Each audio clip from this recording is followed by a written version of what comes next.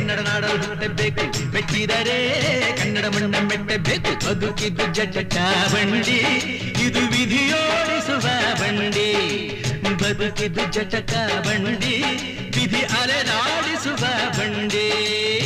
ಹುಟ್ಟಿದರೆ ಕನ್ನಡ ನಾಡಲು ಹುಟ್ಟಬೇಕು, ಮೆಚ್ಚಿದರೆ ಕನ್ನಡ ಮಣ್ಣ ಮೆಟ್ಟಬೇಕು.